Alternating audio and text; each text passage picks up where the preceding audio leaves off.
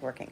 So anyway, I I've often seen people that wonder on the interwebs, like, why would someone go live while they're on vacation? Because that's when they got time and they want to. And so, because I'm on vacation, I have time to consume things that I wouldn't, well, maybe not that I wouldn't normally consume, but at a rate greater than what I would normally consume it. And I am down the DoDash rabbit hole because I recently did do a video about DoDash, and the video was essentially talking about my name's Leisha. I like to talk about growth mindset and negotiation strategies, particularly so you can negotiate a life that you love. And I had done a video about DoDash, specifically about just what small content creators can learn from what appears to be her, like the way her channel is being recommended. I could see how many people would receive it as an overnight success, but it is hardly an overnight success in that she's been uploading content for quite some time consistently on not only that channel, but she also had a previous channel. So it's not like this is new to her. But her consistency has finally paid off, and the algorithm is favoring her right now. And because she's been so inspirational to people, it's also encouraged a lot of other people to start their YouTube channels. And so my video is just about like what those who have a small channel, and by small channel, I mean, let's say less than 5,000 subscribers, okay? But what, and particularly those new to YouTube, what people can learn from her rise. And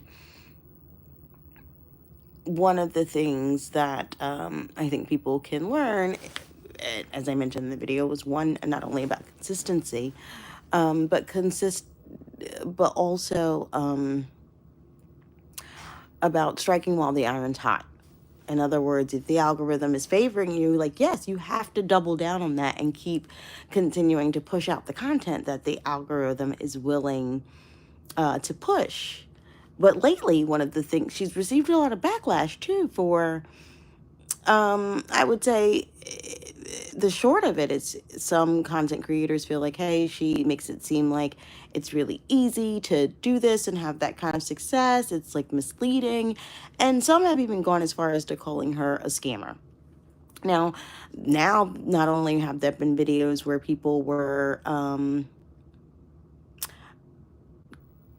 kind of what's the word, like literally bashing her, there have now been videos where people have bought her YouTube course, and I'm sorry, I'm calling it a course in air quotes, not to be rude, but because I don't know what else to call it. Because I don't even think she's calling it a course. She calls it her YouTube blueprint. I just now see that there are actual chats in the chat. So hi, Shelby. Hi, Lorenzo Supercars. I'm well, Shelby. Rodma, how are you? I hope you really enjoyed your smooth fufu with chicken and sauce, Pascal. And thank you, Makina. Hi, Kathleen. Hi, Austin. So what I was talking about was this content creator, DoDash, who, no, MC Conchina, but to me personally, that is a huge compliment. But no, I don't even think Tupac has children. I'm pretty sure he doesn't. So, yeah, what I was talking about, Austin, was this content creator, DoDash.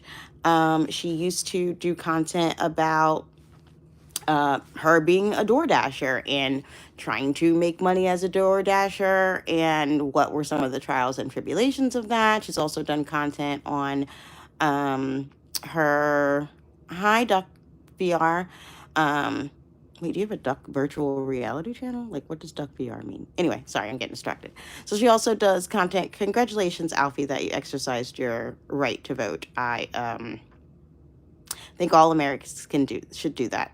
I am disappointed that is who you would choose to vote for, particularly because I am a woman and a person of color, and he is someone who speaks rhetoric that is not beneficial to me as a woman or a person of color, and I try to vote for my own best interest. But I believe all Americans should vote for their own best interest, but unless you are so significantly wealthy that the tax breaks are going to benefit you. I'm not sure how it's in your best interest, but that's neither here nor there.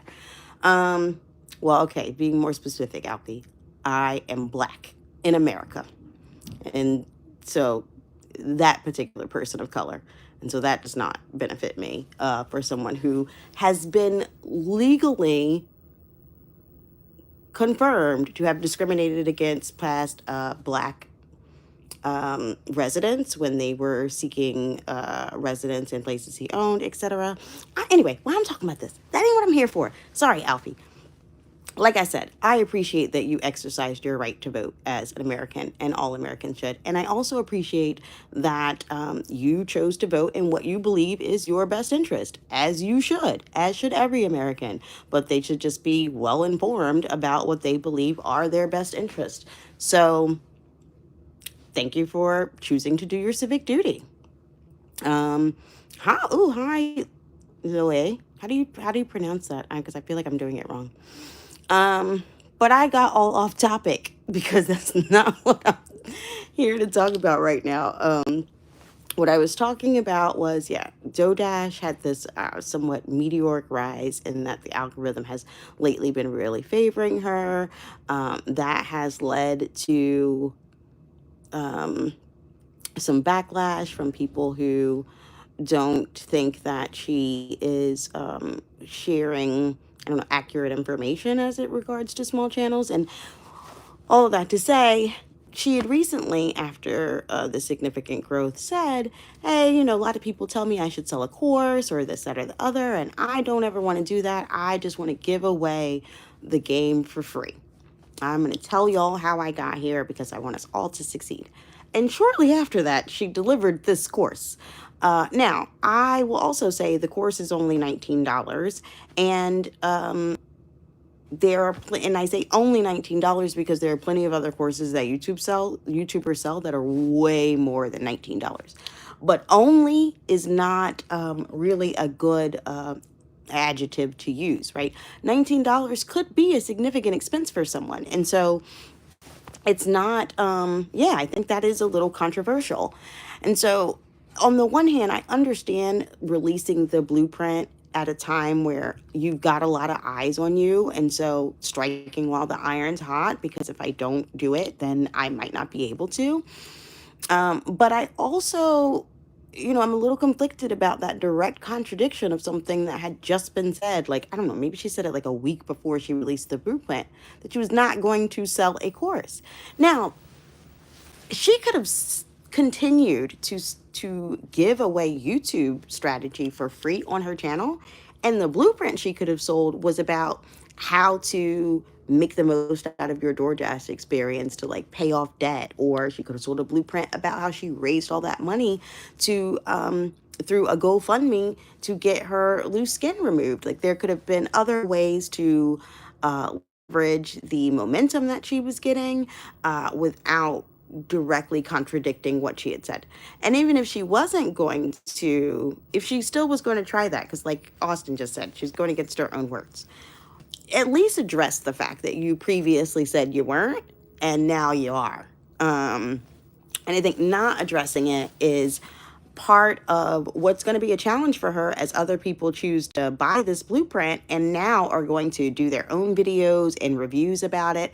And those reviews have also started where a lot of people, well, I can't say a lot of people, I can say the 3 videos that I've been recommended have all said like, hey, this is all advice that I could have gotten for free on YouTube. And here's the thing about YouTube. There's so much free advice on YouTube that I would say this to any and everyone. And I am a lifelong learner, okay?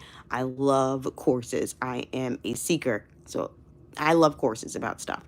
But don't pay for a course until you've at least tried all the things that you can learn for free first. Like, there's plenty of free advice out there, and until you've tried that, like, why is there even a need to make the extra investment? You haven't even made the sweat investment to learn from it. So, and the other thing I'll say about YouTube is that the best way to learn about YouTube is to actually do the YouTubes. Like, you can watch as many videos as you want. You can read as many books as you want, read as many articles as you want. But until you actively start creating and publishing content, you won't really learn how it works. And because how it works is going to be how it works for you, like how it works for you specifically. So while DoDash's blueprint gives a lot, may give some insight into how her strategy worked for her, it's not necessarily going to be the same for you if you talk about different content, if you are just have a different audience. Like that's not going to, her blueprint is not going to work for everyone specifically. If you're a gaming channel like that, it's not going to work for you. And so that's the other thing I would say is something that people should consider is that a YouTube blueprint. Is this an ant in my room? I'm on a cruise, by the way. um Sorry, I'm really distracted by this potential ant. So I would, yeah, highly recommend that people at least search YouTube for a lot of the free content that you could find about how to launch a successful YouTube channel, how to build and grow a channel. Start doing those things and then maybe later invest in a course. But if you are just getting started, get the free learning and then and start. So now, one thing I will also say is that now that she has been getting a lot of backlash, I think DoDash is doing a great job of like semi-ignoring the haters while simultaneously responding to them. And I say, hear me out. The algorithm is definitely continuing to push videos that are people talking about her negatively. And she could choose to engage with that, right? Like she could be in the comments trying to fight against their opinions about her, etc. Or she could use semi-clickbaity titles that leverage the backlash she's receiving in a way that encourages other people to click on it. But that is also a limited strategy because if you are become known for putting clickbait titles like it's over, my AdSense is deleted, and people start to realize like, oh, you just like pick titles that are drama filled, so I'll click on it, they're going to stop clicking. So that's, only a strategy that can work for a certain amount of time. But I'm not gonna lie, like it seems to be working for her right now in terms of keeping her in the algorithm, even when some of the responses are less positive than they were in the very beginning of, I would say, her rise. Because I can't say her YouTube career. If you go back and look at DoDash's channel, she's been on YouTube for quite a few years. So it's not like she just started this 3 months ago when, we all started getting recommended her videos. Now, I actually did get recommended her videos during a growth phase, but I do cart channels, DoorDash channels, and mind you, I don't know why I watch these because I don't actually do it. I have a plan to do it, but I never actually follow through. But I need to make some extra cash for an investment I would like to make. And so gig work has always seemed like an option for me to be able to make that additional cash. And so my watching gig work YouTubers has been like research. I just haven't pulled the trigger. So I don't know if I got recommended her channel because of the gig work or because of the growth, because I also watch YouTube growth channels. And that's also the thing about DoDash's channel. Like she doesn't really, my nose is itching. She doesn't really have a niche.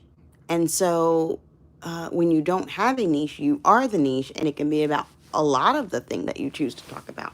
But that's generally going to be slower growth because YouTube doesn't know what to do with your channel, so they don't know who to send it to or who not to send it to. Oh my God. Now, I have been saying since earlier this year when I started live streaming regularly, if this is the first time you've ever come across my channel, early in 2024, I did a 90-day live stream challenge where I went live every day for 90 consecutive days. And then I did a video every day in August. And since then, I probably put up like maybe a video or a live stream every week to at least remain somewhat consistent on putting up any content. And I say all of that to say every time I get ready to get on a video or on a live, my nose starts itching. And I have decided that every time my nose itches, whether I'm doing a video or a live stream, that's an indication that it's just going to be really good. So we're going to choose to believe that together. But so in being down the rabbit hole, I actually just watched her most recent video about how you won't, um, haters will never prosper. That's not the title, but it's something to that effect. It's basically like, look, you're not going to get anywhere hating on other people. Like, that's not going to benefit you. And I don't disagree. However, I also believe that on the internet, a lot of times what is considered constructive criticism, commentary, or just the sharing of your own opinion can be received as like hating on someone, and that is not always completely accurate, right?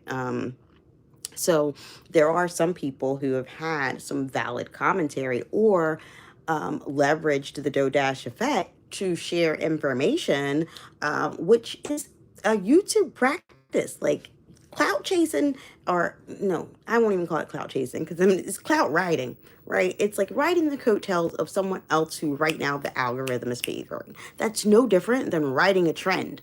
Like if it just happens that the person's trending right now. So you just do the thing. Um, so the couple of those videos where there was one where the gentleman was sharing like, okay, if you're a content creator, you're an independent contractor, and so you need to be prepared for your taxes. There was another one where the gentleman was sharing, hey, YouTube is great, but if you were deciding that you want to YouTube for money, AdSense revenue alone will never be enough to sustain you. One, because it fluctuates, and two, because it varies. It also depends on your channel content. Like if you are someone who is like Dodash, where you don't have a very specific niche, your CPM could be as low as $3 per thousand videos, right? Like gaming channels can be that low. Like, or if you're just particularly drama channels for sure are going to be low. But if you have a finance channel, then yes, your CPM could be as high as like $33 or more. So it's all very different, depending on, you know, what your niche is. But if you have a varied niche like that, you're not going to have some sort of crazy CPM like a finance channel that AdSense revenue alone is going to be sustainable for a lifestyle, or two, a long period of time. And so the other guy's video was just talking about like, hey, here's all the different ways you can leverage YouTube in order to make money beyond just AdSense revenue. And the course or that blueprint is one example, but others forget that you can leverage not only YouTube for sponsorships, affiliate marketing, like merch, events. Uh, and you could actually, like, if you were someone who was successful on YouTube, right, you could also do coaching, consulting. If you were someone who does YouTube and you are really good at editing and you actually enjoy that, you could edit as a contractor. I personally think editing is the hardest and longest part of it. However, it is the most fulfilling in so many ways. Actually, it's not the most fulfilling, but there is something very satisfying about a really good edit. But truthfully, for me, and this is because the type of channel I have, I do like to talk about growth mindset and negotiation strategies. I try to talk about that in terms of other things and other topics that can be used as a learning opportunity for growth mindset. But it's not the only thing I talk about. I like to throw lifestyle in there because I like all that lifestyle stuff. But shoot, I forgot my point on that one because I was trying to say that, yeah, there are other ways that you can leverage YouTube to make money. It depends on your niche on, oh, that AdSense is not sustainable, but community is. And that leads me to the point that I forgot for a moment, but now I'm back because I said that editing can be fulfilling. There is something very fulfilling about a good edit. And knowing how hard it is to edit, when I see a good edit on the internet, like I'm always in the comments, like the edit is superb.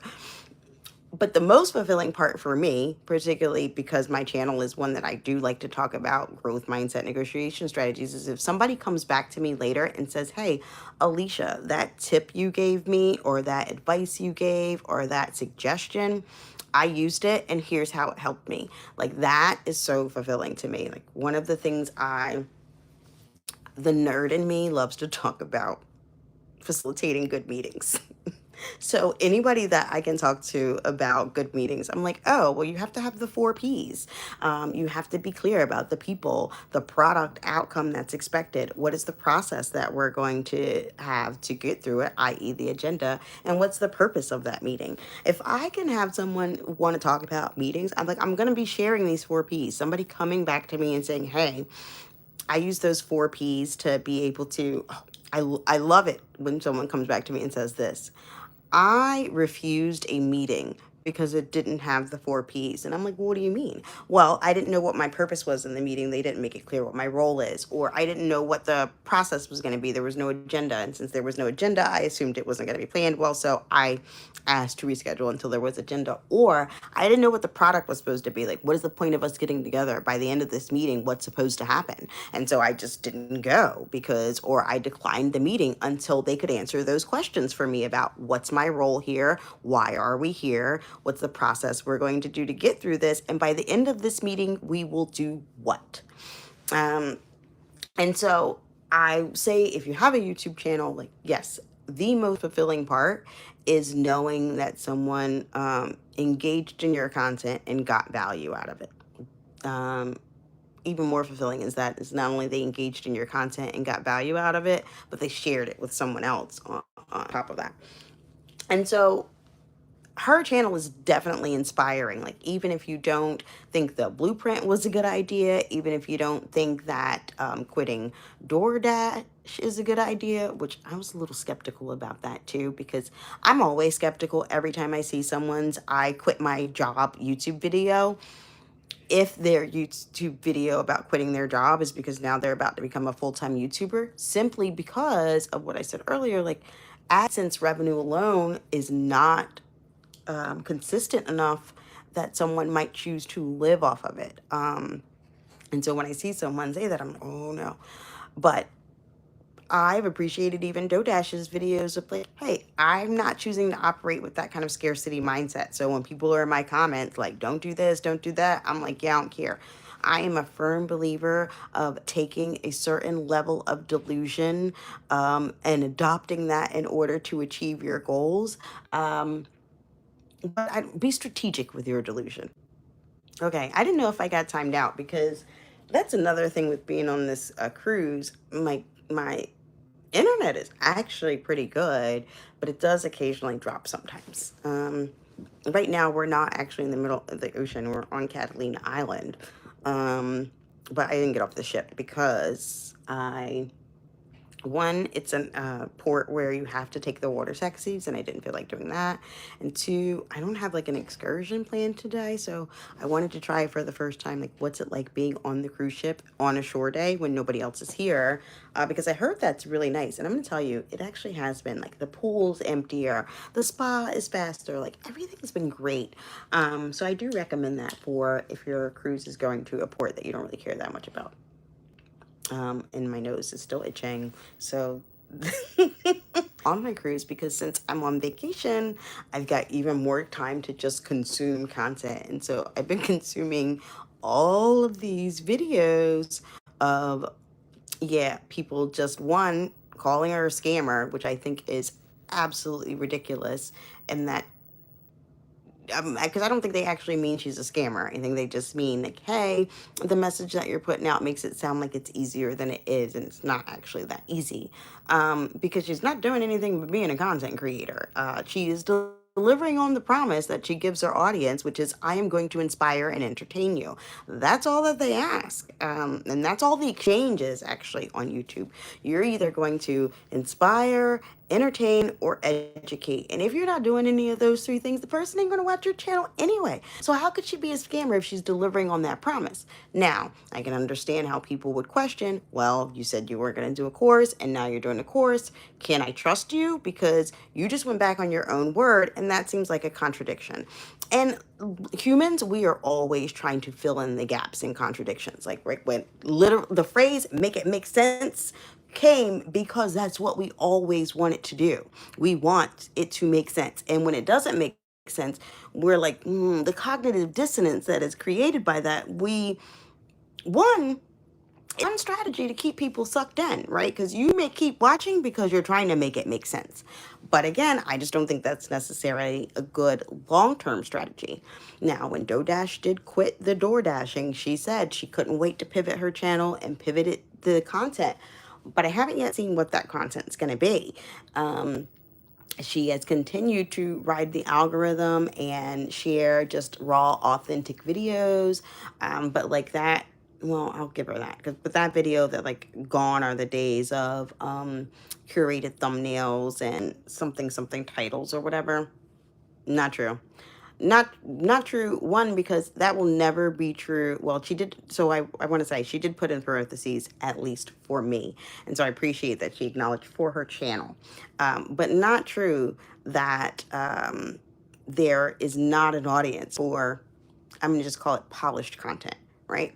Like, for example, if you were watching a channel that's talking to you about, let's say, a law channel, okay, and they're in LawTube and they're talking to you about like different legal things or whatever, you don't want your lawyer talking to you with their hair sticking up on their head or in the middle of their hair dye.